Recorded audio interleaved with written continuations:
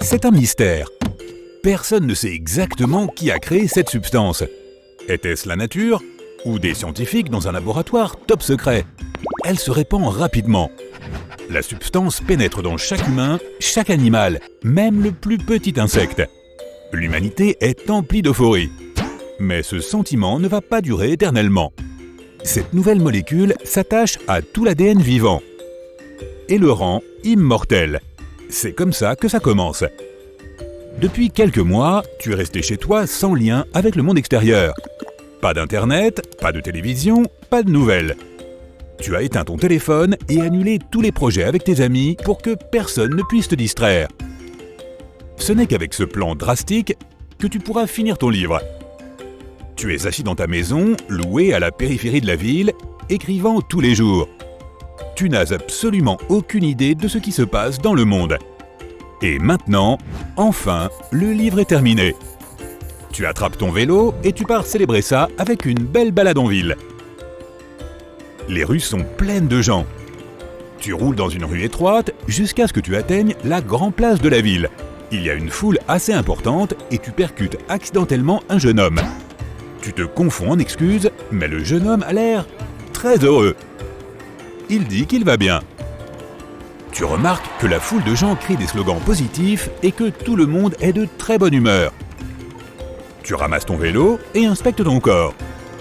Tu sembles aller bien, mais la chute a été plutôt douloureuse. Tu te dis qu'il vaut quand même mieux aller à l'hôpital, au cas où, et tu quittes la place. Tu n'as jamais vu un hôpital aussi vide. Tu t'approches de la réception et demandes à un médecin ou une infirmière, celui ou celle qui est libre. Le réceptionniste te regarde avec un visage qui semble dire « C'est quoi son problème à ce type ?» Tu dis que tu t'es blessé en tombant d'un vélo. « Où étiez-vous ces dernières semaines ?» demande le réceptionniste. Tu remarques qu'en fait, ton corps ne te fait plus mal. Comment est-ce possible? Tu regardes autour de toi et tu réalises qu'il n'y a personne d'autre dans le bâtiment à part toi et ce réceptionniste bizarre. Où est tout le monde? Tu cours dans la rue, sors ton téléphone et lis les dernières infos. Une molécule inhabituelle se répand dans le monde entier, rendant les gens immortels. Le cœur humain bat désormais pour toujours. Toute blessure guérie en quelques minutes. Il n'y a plus de maladie, tout le monde a été guéri. Et ce n'est pas tout, tout le monde est soudainement en excellente forme.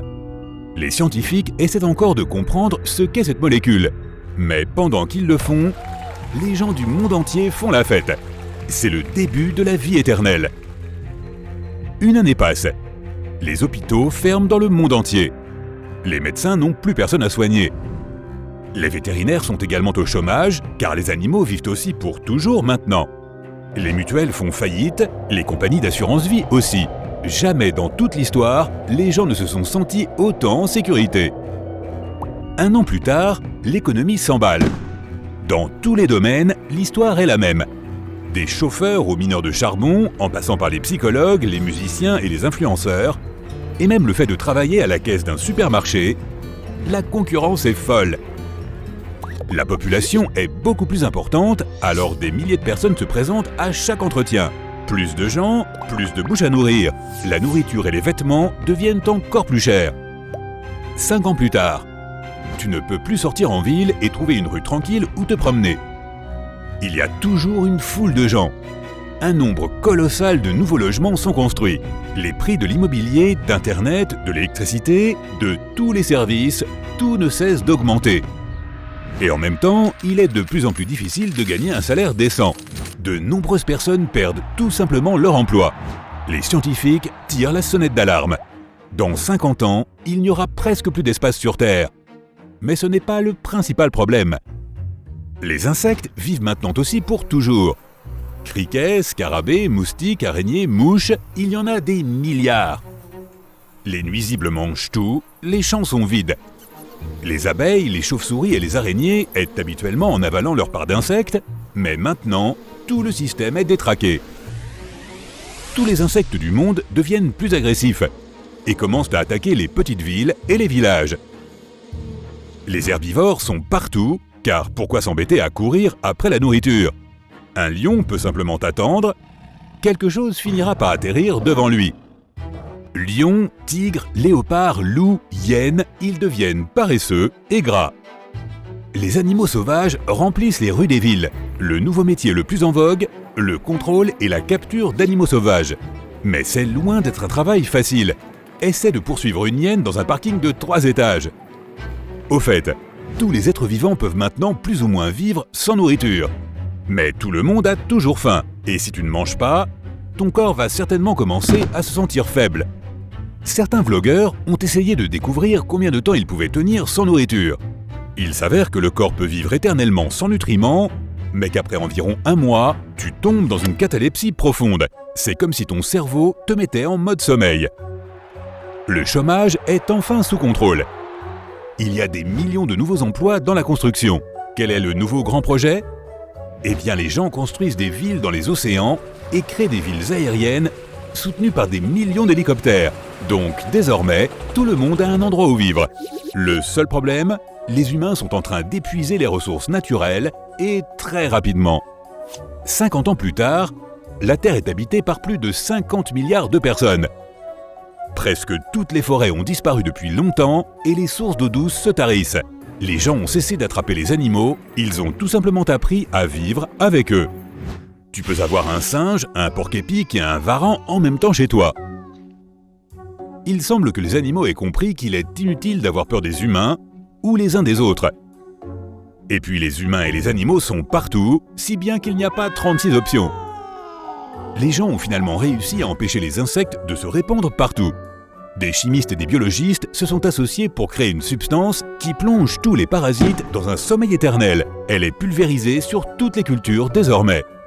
Les scientifiques ont aussi généré de la nourriture artificielle en utilisant de simples éléments chimiques. Mais il n'y a toujours pas assez de nourriture. Et même avec ces villes océaniques et flottantes, les gens commencent à manquer de place plus rapidement que jamais. Les humains déclarent l'interdiction de toute nouvelle ville océanique. Le phytoplancton et les algues sont essentiels pour maintenir les niveaux d'oxygène.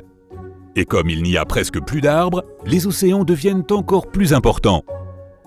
Les villes flottantes s'avèrent être de très mauvaises idées.